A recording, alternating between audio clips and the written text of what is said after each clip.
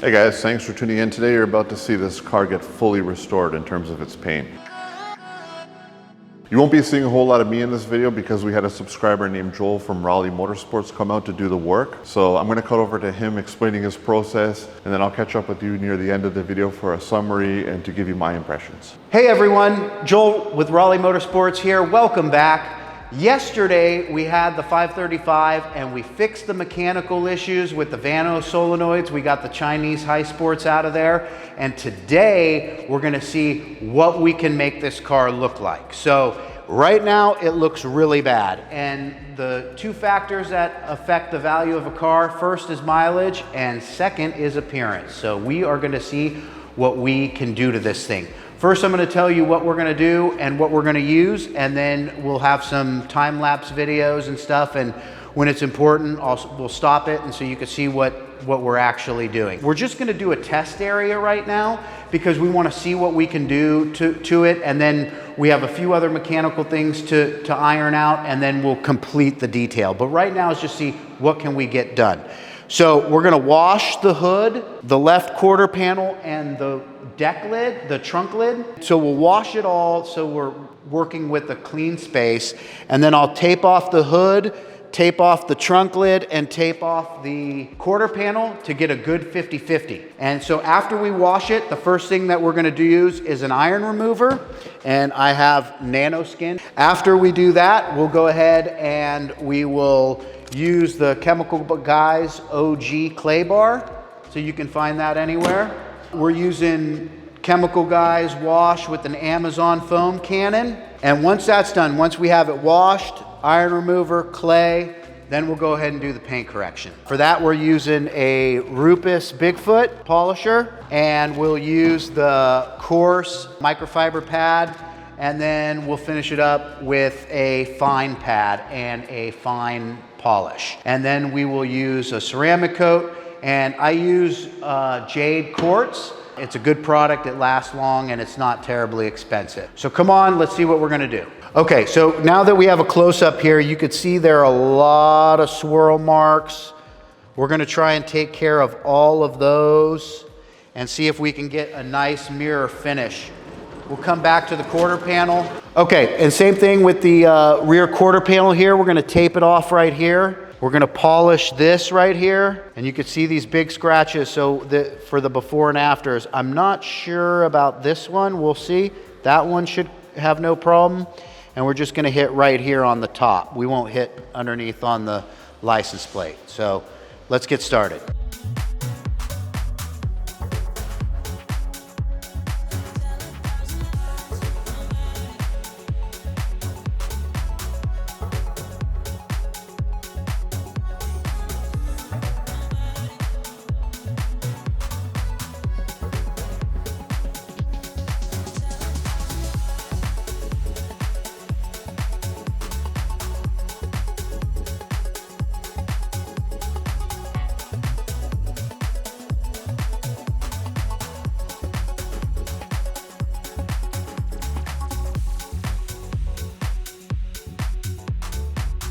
Okay everyone, we finished the test area. We washed the whole thing. We did the iron remover. One thing you need to note about the iron remover is, and when you saw us, we did do it out in the sunlight. It's only about a little over 60 degrees here. And if you watched me, I wet the iron remover with the pressure washer a couple times because we were out in the sun. We had a length of hose problem. So after that, we clayed it. We did the cutting compound, and then I did a polish. And you can see here the before over here and the after over here. You can see this car is gonna look good when we're done with it. One thing to note when you do polishing, a lot of people do not prime the pads. You can see there's an even amount of polish on this pad. Musa was watching me and he goes, "You're gonna blow it out?" Because I put a whole bunch on the pad and wiped it all in, rubbed it all in, and then I immediately went outside and blew it all out. And the reason why is because you need to get the whole pad with a little bit of polish on it, and then you put your 4 dabs and then you can go. The other thing is, when a car is really bad like this, you're gonna have to blow the pads out a lot. A lot of times you'll see with people who don't know what they're doing, that one area will look really good on the car and then the rest of the car will have tons of swirls or have all kinds of problems. And that's because they didn't clean their pads and they didn't use enough pads for the job. So now we know what the car is gonna look like, and I think we're pretty happy with it. So we're gonna fix up the rest of the mechanical, and then you'll get to see it again when it's all completely done and ceramic coated.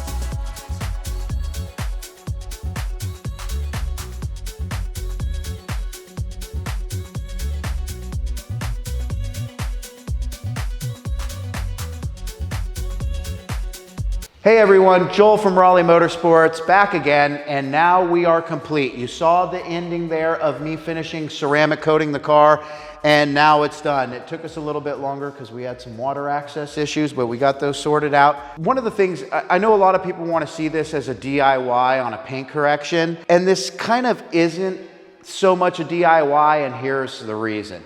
Because it's so expensive. And the thing is even with me buying all my supplies in bulk, I still spend about $200 in products to complete a job like this. So you have to use brand new pads. You have to prime your pads. You have to use brand new towels, applicators, they're one-time use. All of those things add up on the total cost of the job. And so if I'm gonna go to someone that does it cheaper, well, they're probably gonna mess up the paint. And the reason why is because they're just not spending the money on new pads, cleaning the finishing pads out. I use 2 pads, 2 cutting pads on this car, 2 wet sanding pads on this car, and a finishing pad on this car. So that's about $60 in pads, just pads. No polish, no wash, no iron remover, and it all adds up. So those are the kind of things that you have to think about if you want to attack a job like this. My recommendation is find someone who can get the car like this, and then you keep it like this by washing it and cleaning it in an appropriate manner. That's probably the best bet, but you can do it. The keys there are use new pads, prime your pads. So when I say prime the pad, you're gonna have to completely rub in compound or polish, whatever you're using, into the pad, and then get to an air compressor and completely blow out the pad. Larry at Ammo NYC, he's awesome. If you just follow his techniques, you can't go wrong. The only problem is it's a lot of money in hardware, in the polisher, in the pads, in the polish itself, and all those things. One bottle of polish like this is $50. So to give you an idea, that bottle's 50 bucks, and I could probably do about 6 or 7 cars. So, but still, that's another, $8. So it all adds up. And so if someone's gonna do it cheaper, they're not gonna have those kind of results. So come on in and we'll take a look at the car and we'll walk around, and you can see it's not perfect. There was some really deep scratches. This was the worst car I've ever seen. It looked like someone either took a clay bar that they threw it out at the beach, and then they just, oh, that's fine, we can still use that. And then they just went in circles because there were such deep circles. Okay, so it's not perfect. There are some little scratches. There was a lot of little rock chips that we filled in and then sanded down and polished up. You can see them there. I mean, but we're getting really close in really bright lights to see all these flaws. When you step back on the car, it looks beautiful. Yeah, it's basically a 2-footer. And from the sides and from the back in certain spots, you can get right up there and it looks pretty much brand new. If you go down the side of the car, you can see that it has pretty much a mirror finish. If you drop the camera down to get low, and you can just see everything. Yeah, pretty crazy. Especially considering where this car came from. It is the best looking 2011 535i getting ready to go for sale, bar none. So what would you say a job like this would cost? Yeah, so that was gonna be, I knew would be the #1 question in the comment section is, okay, how much does that cost for you to do that, Joel? This car with the wet sanding, $1,100. So with the ceramic coating. And the thing is I don't want to do it without doing the ceramic coating, because if I don't, it won't be protected, and in 6 months, it's good. I mean, it won't look as bad as it did, but it's not going to look like this. But if I do the ceramic coating, it will look like this for 2 years.